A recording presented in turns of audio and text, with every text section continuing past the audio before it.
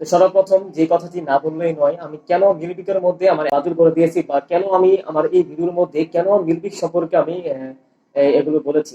তার কারণ হচ্ছে, আহ, অনেকে মেসেজ করেছেন বা আমাকে কমেন্ট করেছেন যে তাদের সার্ভিস ভালো, অনেকে ভালো সুবিধা পাচ্ছেন, আবার অনেকে বলেছেন, বেশিরভাগই পেয়েছি যে তারা প্রতারণা শিকার হয়েছেন। তো যারা ভালো, ঠিক আছে, ভালো পেয়েছেন, স্বাভাবিক। আমার কথা হলো, যদি মিল্পিকের কোম্পানি ভালোই থেকে থাকে অথবা তাদের সার্ভিস ভালোই থাকে, তাহলে কেন তাদের কর্মচারীরা অথবা প্রতিনিধিরা তাদের সততার মাধ্যমে এগুলো প্রচার কেন করে না? এটা হলো আমার প্রথম কথা।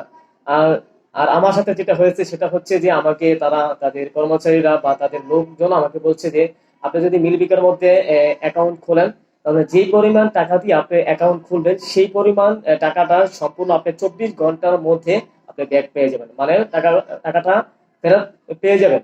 এবং অর্থাৎ আপনার অ্যাকাউন্টটা করা হচ্ছে ফ্রিতে, আমি যেই পরিমাণ টাকা দেবো অ্যাকাউন্ট রেজিস্ট্রেশন করার জন্য, সেই সম্পূর্ণ টাকাটা আমি ব্যাক পেয়ে যাবো।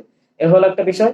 আর দ্বিতীয় বিষয় হচ্ছে যে, সাবস্ক্রিপশনের জন্য প্রতি মাসে মাসে যে সার্ভিস আমি গ্রহণ করি অথবা না করি, সার্ভিস বুক করি অথবা নাই করি, এই এই কারণে যে যে মাসে মাসে যে নির্ধারিত একটা পরিমাণে আমার থেকে টাকা অটোমেটিক বিকাশ থেকে কেটে যাবে, সেটা কিন্তু আমাকে বলে নাই। এই কারণে কিন্তু এটা না জানিয়ে আমার থেকে ভুলভাল তথ্য দিয়ে, বিভিন্ন সুযোগ সুবিধা সম্পর্কে বলে আমাকে এই মূল বিষয়গুলো না বলে আমাকে অ্যাকাউন্ট করিয়েছিল। যার কারণে আমি একদম ব্যর্থ হয়ে, অপারক হয়ে তাদের অ্যাকাউন্ট থেকে বা তাদের বিল বিকাশ অ্যাকাউন্ট থেকে আমি রেজিস্ট্রেশন বাতিল করতে আমি পদক্ষেপ নিই।